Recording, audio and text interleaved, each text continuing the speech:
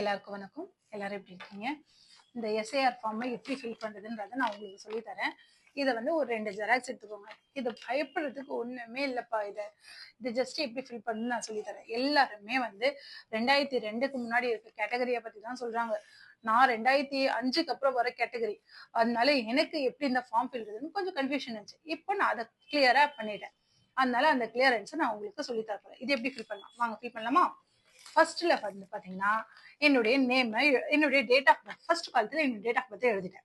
Second என்னுடைய Aadhaar number எழுதிட்டேன். Third என்னுடைய ஃபோன் நம்பர் எழுதிட்டேன். அதுக்கு அடுத்து எங்க அப்பா பெயர்.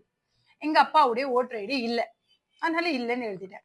அம்மாவுடைய பெயர், அம்மாவுடைய ஓட்டர் ஐடி. அதுக்கு அடுத்து உறவினர் பெயர்னு கேக்குறாங்க. உறவினர் பெயரும் போது சாரி துணைவரின் பெயர்னு கேக்குறாங்க. அதுல என் ஹஸ்பண்டுடைய நேம் எழுதினேன். என்னுடைய ஹஸ்பண்டுடைய ஓட்டர் ஐடி நம்பர். அப்படி இல்லைன்னா இல்லைன்னு சொல்லியும் அதையும் வந்து எழுதிடலாம். இல்லைன்னா அதுக்கு அடுத்து வர கேட்டகரி நானு இந்த கேட்டகரியில வரேன். 2005க்கு அப்புறம் வர கேட்டகரி. இது எப்படி ஃபில் பண்றது நான் சொல்றேன். எல்லாருக்குமே இருக்க கன்ஃபியூஷன் தெரியுமா? பேருன்னு இருக்கு. இந்த இடத்துல என்ன எழுதணும்? நான் என்ன பண்றேன், என் பாட்டி பேரை எழுதுறேன். எங்க பாட்டியுடைய பெயரை எழுதுறேன்.